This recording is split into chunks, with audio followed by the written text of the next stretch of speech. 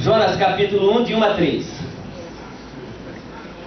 E veio a palavra do Senhor a Jonas, filho de Amitai, dizendo: levanta-te, vai à grande cidade de Nínive e clama contra ela, porque a sua malícia subiu até mim.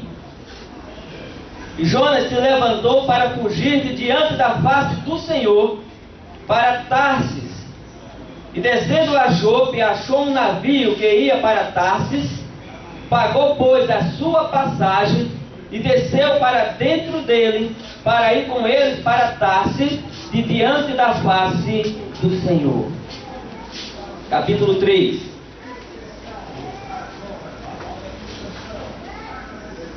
Veio a palavra do Senhor segunda vez a Jonas, dizendo: levanta-te e vai à grande cidade de Nínive e prega contra ela a pregação que eu te disse. E levantou-se Jonas e foi a Nínive segundo a palavra do Senhor. Era, pois, Nínive uma cidade grande, de 3 dias de caminho. E começou Jonas a entrar pela cidade, caminho de 1 dia, e pregava e dizia: ainda 40 dias e Nínive será subvertida. E os homens de Nínive creram em Deus e proclamaram um jejum, e vestiram-se de panos de saco, desde o maior até o menor. Porque esta palavra chegou ao rei de Nínive, e levantou-se do seu trono, e tirou de si as suas vestes, e cobriu-se de pano de saco, e assentou-se sobre a cinza.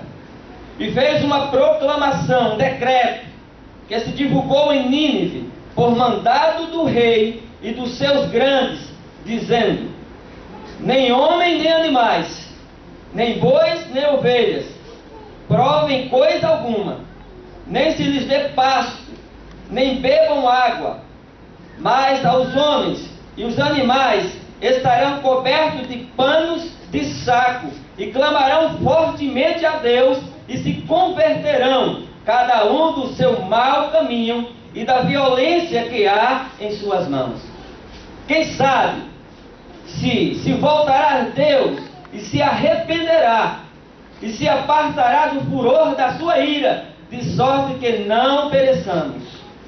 E Deus viu as obras deles, como se converteram do seu mau caminho, e Deus se arrependeu do mal que tinha dito lhes faria, e não o fez.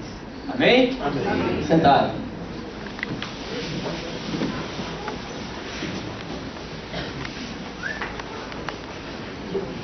Jonas é um profeta de amor seletivo. Ele escolheu no seu coração a quem ele deveria levar uma mensagem de proclamação do Senhor. Havia uma coisa lá no coração dele, com a questão daquele povo, e talvez ele pensasse: por que eu tenho que pregar para esse povo aí? Por que eu tenho que falar da graça de Deus, para que eles se arrependam dos seus pecados? Havia uma coisa lá no coração dele, a gente vai descobrir isso. O chamado profético dele se destinava à cidade de Nínive. Aquele povo que, aparentemente, para nós, ao olharmos para toda a história do povo lá da Síria, a gente estigmatiza o povo, estigmatiza a ação, porque há uma coisa lá do passado que a gente vai descobrir também, e que está muito relevante aqui no coração do profeta Jonas. Há um mapa que norteia as atividades do Estado Islâmico naquela região. E é interessante que, por incrível que pareça, a cidade de Nínive, ela ficava perto do rio Tigre, naquela localidade ali, muito próximo a Bagdá, capital do Iraque. E a cidade de Nínive era a capital do reinado do Império Assírio. E o chamado profético de Jonas era para aquela cidade, uma cidade importantíssima para Deus. Era estratégico do Senhor aquele local. E Deus, ouvindo o clamor dos pecados daquele povo, faz um chamado ao profeta, para que ele vá falar uma palavra de proclamação àquele lugar. Por isso que lá em Jonas, no capítulo 1, verso 2, aqui nessa tradução da Bíblia Viva, diz assim: vá à grande cidade de Nínive e anuncie aos seus habitantes esta mensagem do Senhor: vou destruir vocês por causa de sua grande maldade. Seus pecados são tão horríveis que chegam até cheirar mal. Daqui do céu eu vejo tudo o que acontece aí. Na tradução da linguagem da Bíblia Viva está escrito assim. A atitude do profeta, porém, em contrapartida ao chamado de Deus, nós já conhecemos. Ele intentou no seu coração apartar-se, fugir da presença do Senhor.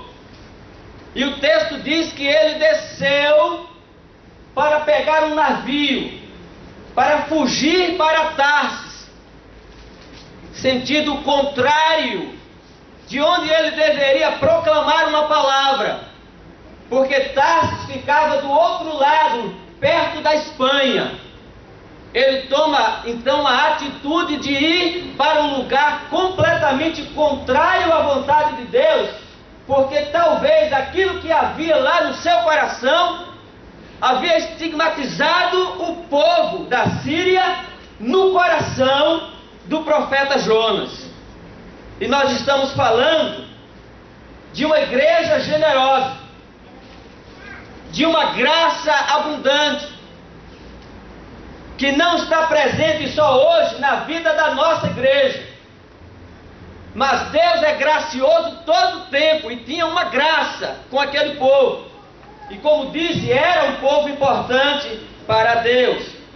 Então no capítulo 3, você olhando aí no capítulo 1, verso 3, você pode ver que Jonas se levantou para fugir de diante da face do Senhor, para Tarsis. E descendo a Jope, achou um navio que ia para Tarsis. Olha o enredo. Pagou, pois, a sua passagem, desceu para dentro do barco, para ir com eles para Tarsis, para fugir da presença do Senhor. Quantas vezes a gente faz a mesma coisa? Deus entregou à nossa comunidade uma graça abundante, que precisa ser repartida, compartilhada com muitas pessoas que ainda não foram agraciados com a presença maravilhosa de Deus em sua vida. E muitas vezes nós tomamos sentido contrário àquela proclamação e ao chamado de Deus colocado no nosso coração para que a gente vá falar da sua graça salvadora, da sua graça misericordiosa. Nós fazemos muitas vezes isso. Vamos avançando. Você já sabe o enredo. O barco está agora diante de um mar revolto. Os marinheiros estão temerosos. Jonas dorme lá no porão do barco. O mar está a ponto de virar o navio. E a grande pergunta é: o que está acontecendo que nós estamos passando por um momento de tanta revolta do mar? O que está acontecendo que nós estamos passando por um momento de grande dificuldade? Talvez se nós estivéssemos lá, nós questionaríamos isso. Deus conspirou contra o profeta. Deus conspirou a tal ponto de usar a situação do mar, de usar os pagãos que estavam dentro do mar, para lançá-lo no mar, para que ele entendesse qual era o significado do chamado de Deus. Deixa eu dizer uma coisa para você.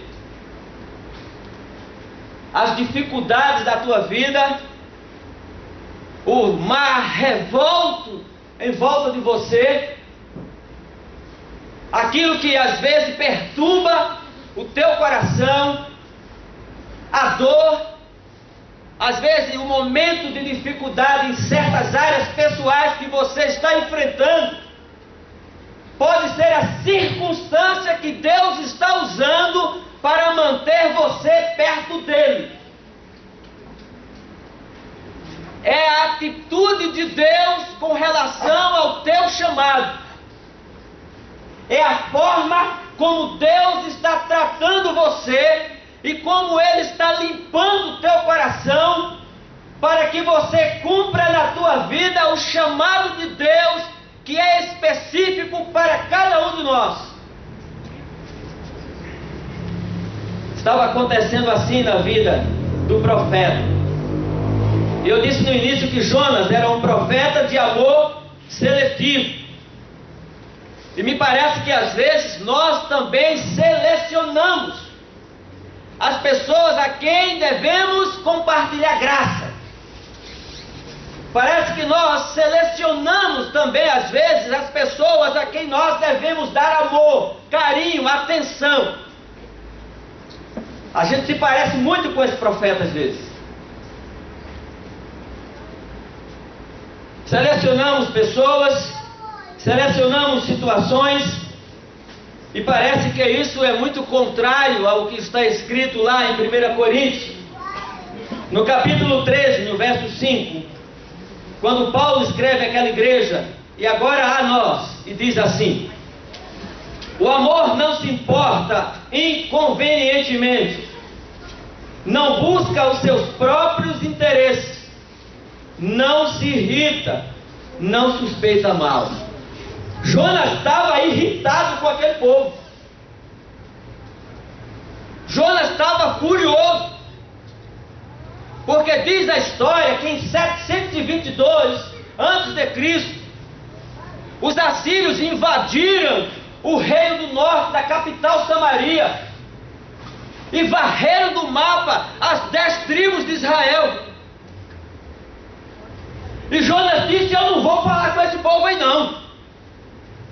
Eu tenho um negócio aqui no meu coração com esse povo aí, e eu estigmatizei esse povo no meu coração e não tem graça para ele não. Eu vou pegar um navio e vou sentir do contrário, que eu não quero falar para esse povo aí não. Essa palavra de arrependimento, essa pregação de reflexão e que vai levar esse povo a se voltar para o Deus que eu sigo, eu não vou pregar essa mensagem não. Olha o que eles fizeram lá atrás, em 722. Levaram cativo o povo de Israel, acabaram com as 10 tribos, deixaram Samaria cheio de pessoas que profanaram o culto. E eu não quero pregar para esse povo aí não. Amor seletivo. Nós não podemos escolher com quem compartilhar a graça de Deus. A graça de Deus deve ser compartilhada sem medida a toda e qualquer pessoa, independente da sua raça, da sua cor, da sua posição social. Esta igreja é uma igreja da graça que quer dar graça a todos aqueles que vêm pelo caminho. Aleluia. E nós não podemos fugir da responsabilidade.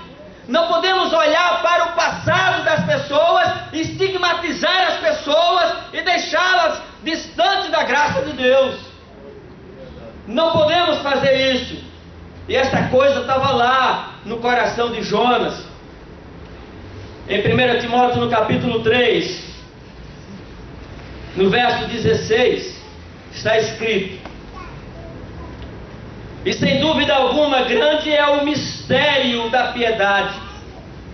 Aquele que se manifestou em carne, foi justificado em espírito, visto dos anjos, pregado entre os gentios, crido no mundo e recebido acima na glória.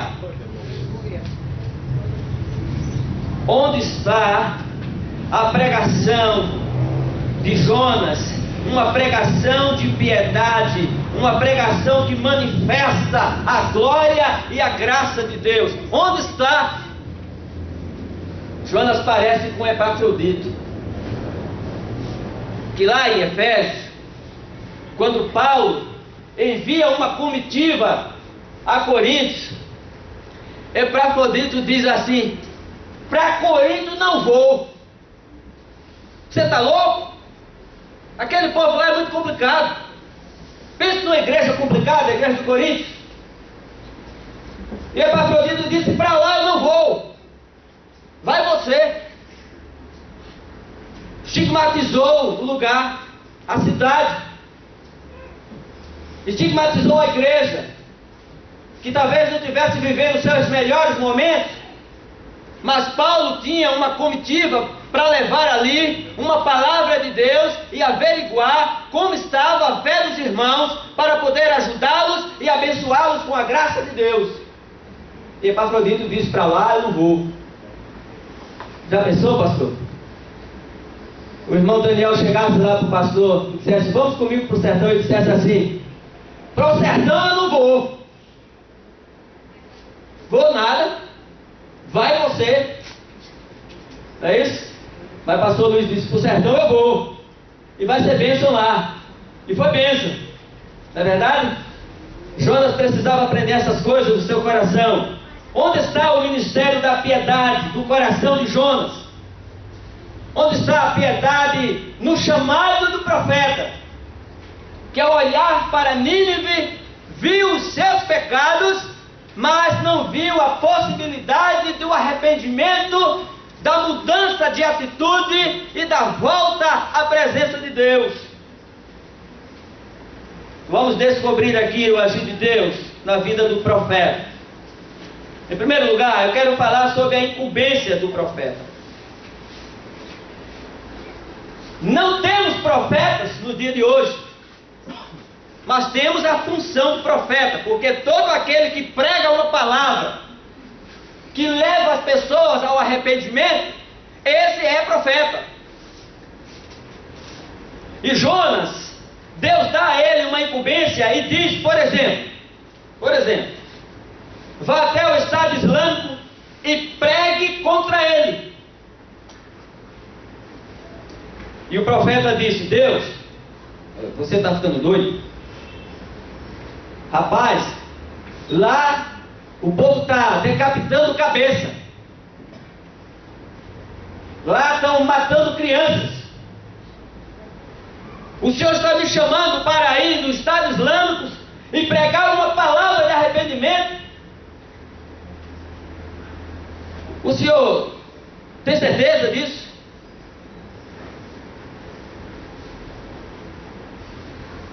Deus está chamando você e talvez dizendo assim: vá até o presídio Aníbal Bruno e pregue aos presos, aos assassinos, aos estupradores, aos ladrões, uma palavra de arrependimento.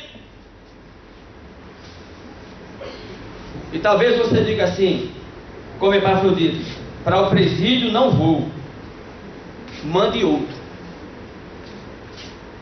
Porque o meu amor é seletivo, e eu escolho para onde ir e o que fazer. Em João capítulo 15, verso 16, Deus te lembra uma coisa que Ele lembrou ao profeta lá atrás: não me escolheste vós a mim, mas eu vos escolhi a vós e vos nomeei para que vades e deis fruto, e o vosso fruto permaneça, a fim de que tudo quanto em meu nome pedides ao Pai, Ele vos conceda. Amém? Amém. Deus chamou você.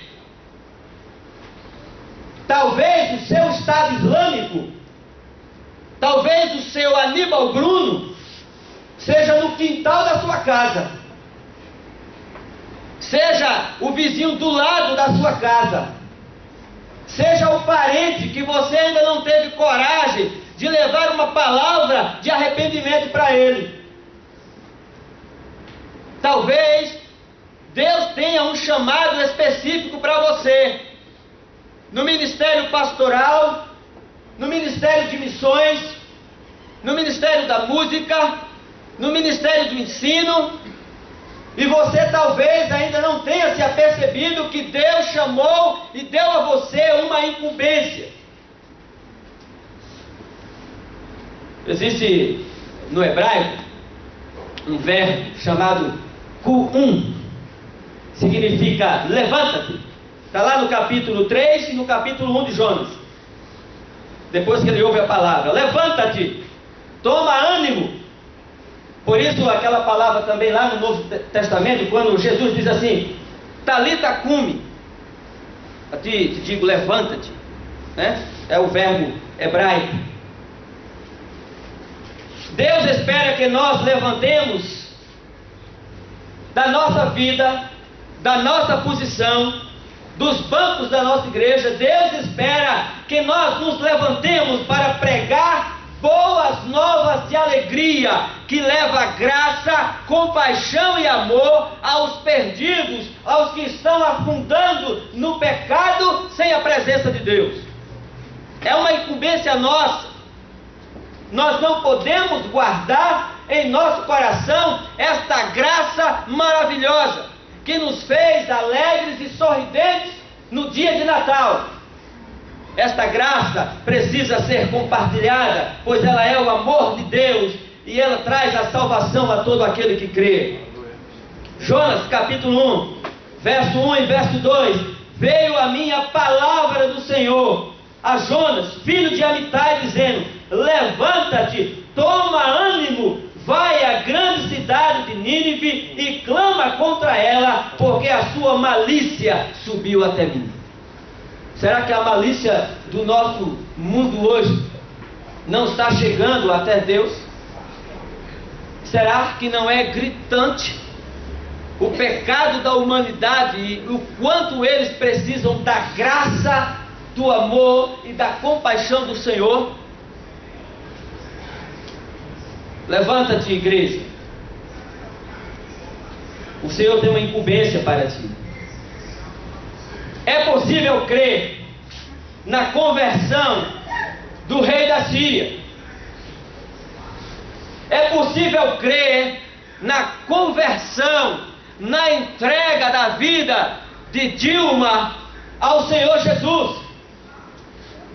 É possível crer na conversão do Lula. E aliás, eu quero dizer para você que na época da Fábrica da Esperança, quando o pastor Caio Fábio liderava a Fábrica da Esperança, Lula era amigo íntimo de Caio Fábio. E eu posso afirmar, conhecendo Caio Fábio pelos livros, pelos escritos dele, um homem evangelizador que ele era, que Lula não está à margem da palavra de Deus, ele conhece a palavra. Ele foi evangelizado, ele ouviu dessa graça. E é possível, sim, acreditar que o rei da Síria, que Dilma, que Lula e tantos outros que você conhece se convertam pela graça do Senhor Jesus e pelo amor que há nele, na pregação do Evangelho. E Jonas não poderia ter recusado, não poderia ter fugido da presença do Senhor, mas ele estigmatizou aquele povo e disse: para lá eu não vou não. Tá doido? Aquele pessoal lá acabou com a cidade lá, varreu as 10 tribos, botou um monte de gente lá, dali surgiu os samaritanos, deu tanto problema isso, eu não quero saber desse povo não. Em 2 Timóteo, no capítulo 10, no capítulo 2, verso 10, perdão, está escrito assim: portanto, tudo sofro por amor dos escolhidos, para que também eles alcancem a salvação que está em Cristo Jesus, com glória eterna. Paulo disse: tudo sofro por causa dos escolhidos. E deixa eu dizer uma coisa para você. Paulo não está dizendo: tudo sofro por aqueles que eu escolhi. Paulo não demonstra aqui amor seletivo. Paulo disse: tudo sofro por aqueles que Deus escolheu. Gasto a minha vida, gasto os meus bens, gasto o que sou e tudo que tenho, para que eles alcancem glória eterna.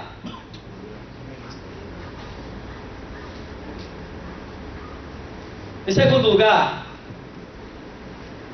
eu quero falar dos recursos de Deus para convencer o profeta.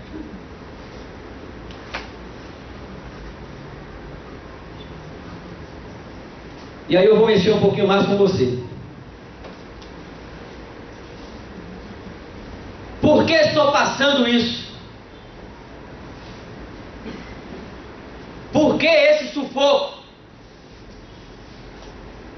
Por que essa dor? Por que nada dá certo? Porque eu já tentei de tantas formas e não consigo chegar lá.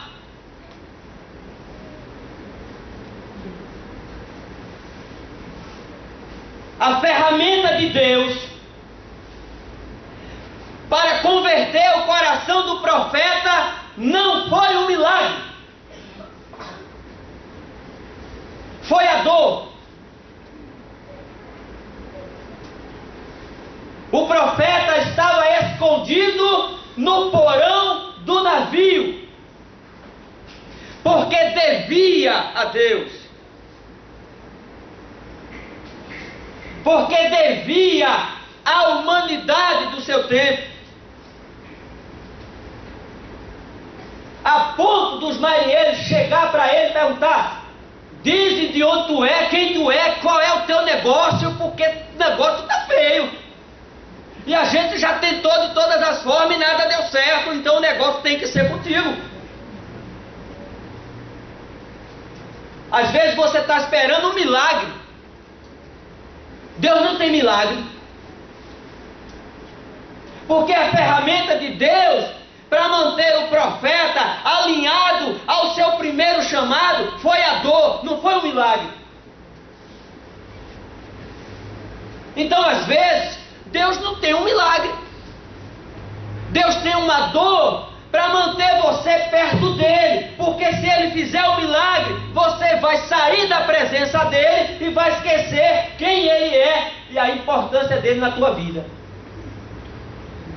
Então Deus não tem um milagre agora, poderá tê-lo amanhã, e a gente vai ver isso aqui ainda hoje, mas talvez agora esteja doendo. Talvez agora o negócio está apertado. Talvez agora você está todo troncho, desequilibrado. E aí você não entende.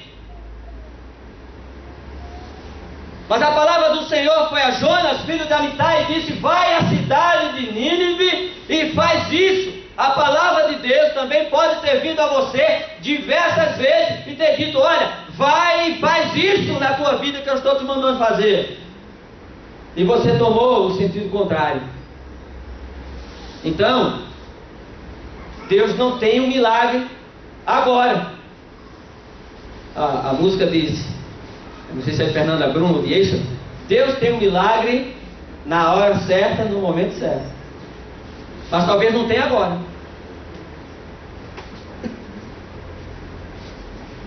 Abra sua Bíblia no capítulo 2. Jonas, capítulo 2. Olha que coisa. Deus é maravilhoso demais.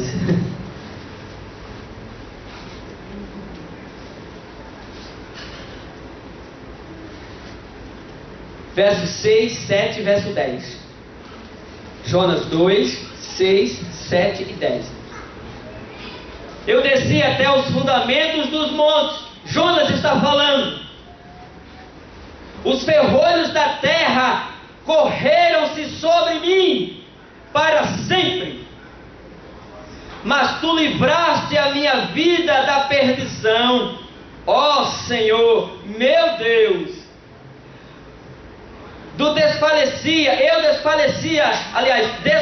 em mim a minha alma, e eu me lembrei do Senhor, e entrou a ti a minha oração no templo da tua santidade. Verso 10 diz: falou, pois, o Senhor ao peixe, e ele vomitou a Jonas na terra.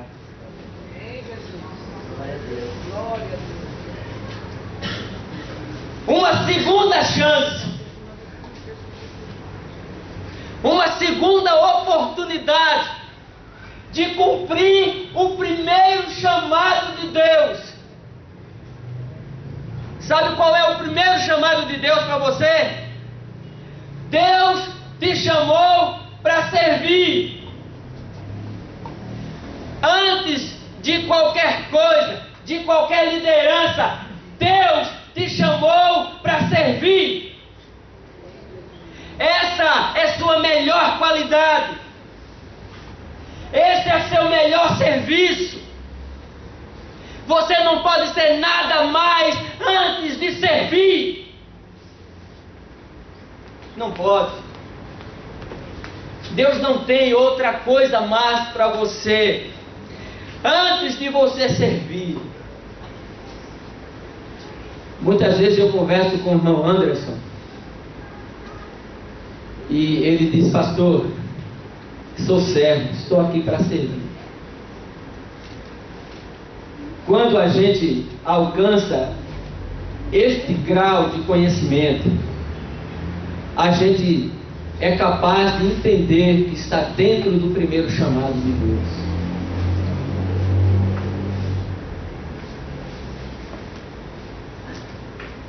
Quando você passa por uma situação de perigo, hein? Livramento, aí você diz: meu Deus, se eu sair dessa, nunca mais eu faço isso. Se eu sair dessa, nunca mais eu traio a minha esposa. Se eu sair dessa, nunca mais eu vou cometer esse pecado. Nunca mais eu vou tomar essa direção. Se eu sair dessa, se o Senhor me dá uma segunda oportunidade, eu faço 1 milhão de promessas para o Senhor.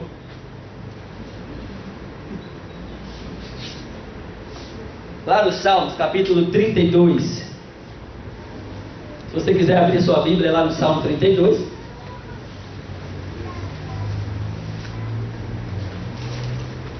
Dá só uma olhada no que Deus colocou aqui.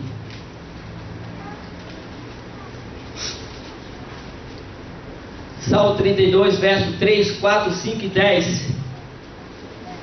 Enquanto eu me calei, disse o salmista Davi, envelheceram-se os meus ossos pelo meu bramido em todo dia. Porque de dia e de noite a tua mão, a mão de Deus, pesava sobre ele. O meu humor se tornou em sequidão de estio. Confessei-te o meu pecado e a minha maldade não encobri. Dizia eu: confessarei ao Senhor as minhas transgressões, e tu me perdoaste a maldade do meu pecado. O ímpio, diz o verso 10, tem muitas dores, mas aquele que confia no Senhor alcançará misericórdia.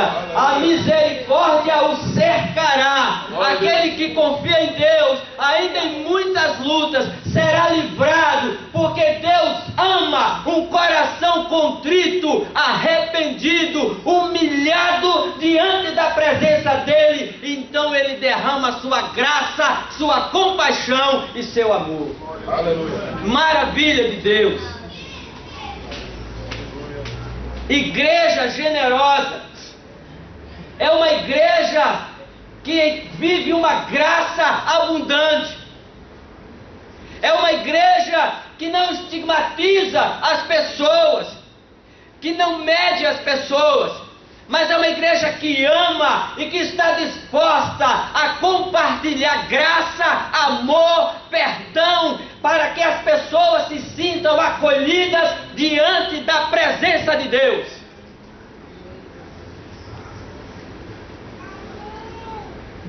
Eu quero chamar aqui, fazer uma transição, quero chamar a atenção para um detalhe, que eu já citei pelo menos 2 outras vezes. Nínive é uma cidade muito importante para Deus. O judeu acha que a cidade importante é Jerusalém. Nós achamos que a melhor igreja, talvez alguém tenha esse pensamento, mas vamos colocar dessa forma, nós achamos que às vezes a melhor igreja é a igual, a melhor casa é a nossa, o melhor carro é o meu. Deixa eu dizer uma coisa para você. Deus não é exclusivo seu. Deus não dá a ninguém um amor exclusivista. João capítulo 3, verso 16 diz que o amor dele na presença do Filho foi derramado, sacrificado por todas as pessoas. Então, a resposta de Deus para nós é: não, você não é exclusivo. Eu não amo só você.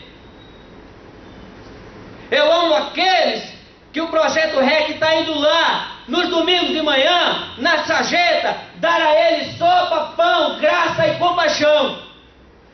O amor que eu tenho não é exclusivo seu. Deus ama a humanidade. Ele está preocupado com a felicidade. Ele está preocupado com a pessoa. Ele não está preocupado apenas com uma alma. Você não é uma alma. Você é uma pessoa. E Deus ama você como pessoa. Lá em Ezequiel, no capítulo 18, verso 32, está escrito aqui: porque não tenho prazer na morte de ninguém, diz o Senhor. Convertei-vos, pois, e vivei. Era esta palavra que o profeta Jonas deveria levar à cidade de Nínive no seu primeiro chamado. Chegar lá naquela igreja e naquela cidade, transformar o coração daquele povo com uma palavra que os levasse à reflexão sobre a maldade e o pecado que eles estavam vivendo nas suas vidas. Mas assim não foi. Estou terminando, irmãos.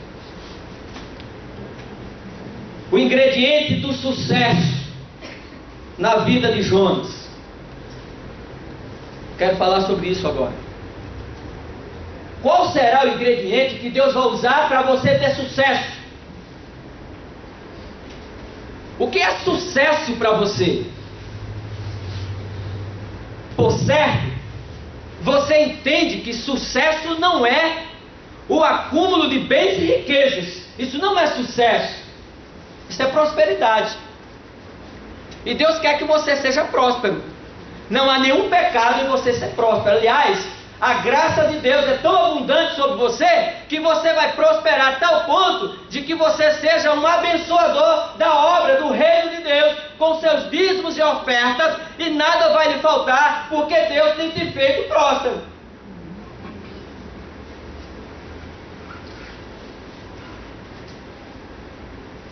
Deus não só perdoa o profeta, como também renova a sua confiança, a confiança do Jonas teimoso. Assim como ele renova comigo, primeira, segunda vez, renova com você a confiança, 2, 3, 4 vezes, comigo milhões de vezes. Deus renova. E aí, o segredo, o ingrediente do sucesso está lá em Tiago, capítulo 4, verso 10. Humilhai-vos perante o Senhor, e Ele vos exaltará. Aleluia. Deus teve que levar o profeta lá no fundo do poço. Jonas teve que ser humilhado. Jonas teve que descer do seu pedestal seletivo e amar a cidade que tinha um povo que havia o ferido no seu íntimo, no seu coração. E Jonas é cuspido lá na terra, como diz o capítulo 2, e recebeu uma segunda oportunidade. O ingrediente para Deus manter você lado a lado com Ele, alinhado com Ele, é a humilhação. Deus humilha você para mostrar para você que você depende exclusivamente da graça dEle. Meu Deus. Deus faz isso para manter você na presença dEle. E quanto mais alinhado a visão, quanto mais próximo de Deus, mais abençoado você é, mais cheio de graça você é, mais o título da igreja se manifesta na comunidade. O título diz que esta igreja é uma comunidade da graça. E esta graça é abundante. Do líder ao menor, ela tem que ser abundante. E nós estamos experimentando isso na graça de Deus. O ingrediente aqui para Jonas aprender não foi o milagre, foi a dor, o sofrimento que o levou para perto de Deus, o levou a depositar em Deus toda a sua confiança. Por isso ele orou e disse: o Senhor me levou no mais profundo dos mares. O profeta foi cuspido na terra para receber uma segunda oportunidade, uma oportunidade ímpar. E nós temos nas nossas vidas muitos relatos de pessoas que receberam uma segunda oportunidade para andar com Deus. Não desperdice isso. A palavra de Deus lá em Hebreus, no capítulo 10, diz: nós não somos dos que retrocedem para a perdição. Nós somos dos que prosseguimos para a conservação da alma, da vida. Nós não voltamos atrás. O povo da Ibal não pode voltar atrás na graça de Deus. Não pode. Jonas esvaziou-se de toda a sua pretensão. Esse foi o ingrediente, a humilhação. Deixa eu dizer uma coisa para você. Deus nos ama. E Ele não te ama mais nem menos do que a primeira vez que Ele te chamou de filho. Está lembrado quando foi? Está lembrado quando você ouviu a palavra e você esvaziou-se de você mesmo? E você disse: eu quero a Deus na minha vida. Eu quero. Então naquele dia ele disse: vem, filho amado, vem. Deus não te ama nem mais nem menos do que da primeira vez que Ele te chamou de filho. O seu amor é eterno, permanece o mesmo, não muda, não tem sombra de variação. E aí lá em Jeremias, do capítulo 1, verso 5, Deus lá no céu, o texto bíblico diz assim: antes que eu te formasse no ventre, eu te conheci, e antes que saísse da madre, te santifiquei as nações e te dei por profeta. Meu Deus, que palavras! Antes que tu fosse formado, Deus estava contemplando você no ventre da sua mãe. Deus sabia que você estaria aqui hoje de manhã, para Ele dizer para você: não te amo nem mais nem menos do que da primeira vez que eu te chamei de filho. Meu Deus, graça abundante, igreja generosa, cheia da graça do amor de Deus. Aleluia. Temos aprendido isso com o nosso pastor aqui. Temos bebido desta fonte, porque Deus revela a Ele, fala com Ele, Ele fala com a gente, e a gente está na visão de Deus, e a graça de Deus vai abençoando a gente. Glória a Deus. aquele filme lá, o Avatar. Tem um avatar lá chamado Lentille, não sei quem assistiu aqui sabe, né? A fêmea Lentille. Ela diz assim: eu vejo você. Está lembrado dessa frase? Quem assistiu ao Avatar lembra, né? Eu vejo você. Deus está dizendo: eu vejo você. Para o Avatar dizer eu vejo você não significava dizer eu estou vendo o pastor Marcos aqui. Não significava isso. Significava eu sei quem você é. Eu entendo você. Eu conheço você desde o ventre. Eu sei quem você é.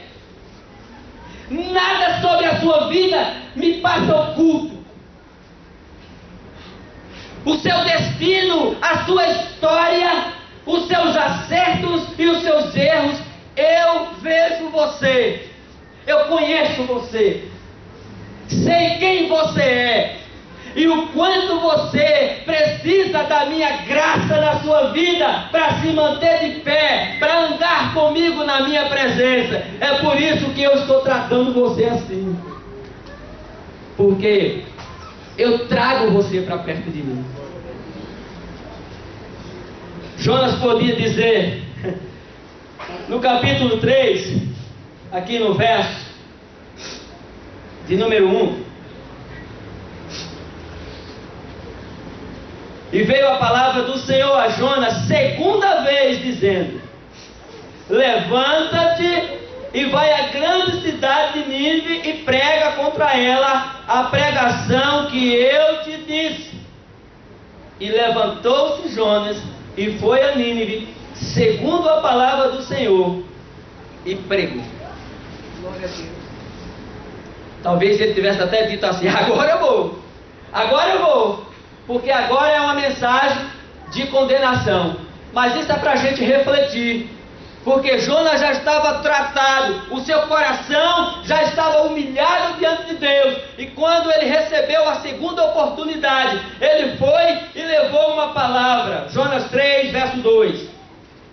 Deus disse: levanta-te e vai à grande cidade de Nínive e prega contra ela a pregação que eu te disse. E qual foi a pregação? Jonas entrou na cidade a caminho de um dia e proclamou: daqui a 40 dias Nínive será destruída. Quando eu e você levar uma palavra profética, atendendo o primeiro chamado de Deus, e essa palavra, ainda que profética, ainda que confrontando o pecado da humanidade, ainda que confrontando a forma dessa pessoa ou dessa comunidade viver, quando nós levarmos esta palavra, vai acontecer algo tremendo que está descrito aqui no capítulo 3. Está escrito que os ninivitas creram em Deus e proclamaram um jejum do maior até o menor. Diz o texto que eles vestiram-se de saco, de pano. Quando as notícias chegaram ao rei, o rei poderia ser altivo, porque já havia invadido Samaria, já havia conquistado. E o profeta que traz uma palavra para ele poderia também ser subjugado. Mas o texto diz que quando a notícia chegou ao rei, ele se levantou, tirou a coroa, tirou o manto real, vestiu-se de pano de saco, assentou-se sobre as cinzas, sinal de contrição, e fez uma proclamação em Nínive: por decreto do rei e de seus nobres, não é permitido a nenhum homem ou animal, bois ou ovelha, comer coisa alguma. Não comam, nem bebam, cubram-se de pano de saco, homens e animais, todos clamem a Deus com todas as suas forças. Que maravilha! Uma palavra de graça, uma pregação do Evangelho, poder de Deus para a salvação de todo aquele que crê, é capaz de converter o coração de qualquer pessoa, do rei, de Dilma, de Lula, do seu inimigo, do seu parente incrédulo. Nós precisamos abrir a boca e entender o primeiro chamado de Deus para nós, que é servir, levando uma palavra de graça às pessoas. Graça de Deus, graça de amor. Tendo em vista como eles fizeram, diz o texto, e como abandonaram os seus maus caminhos, Deus se arrependeu e não destruiu a cidade, como tinha prometido. Graça de Deus. Igreja generosa é uma igreja que tem graça abundante. Amém? Amém. Guarde essa palavra no seu coração, porque Deus queria falar assim conosco nesta manhã. Deus não te toma por exclusivo, Ele te ama e te ama todas as pessoas. Deus não quer que você tenha um amor seletivo. Deus quer que você ame todas as pessoas. É por isso que quando o pastor diz aqui, após a pregação, abrace o seu irmão que está do seu lado. Às vezes você pode olhar do lado e você dizer, opa, não vou abraçar esse não, porque não é seletivo meu. Tire isso do seu coração.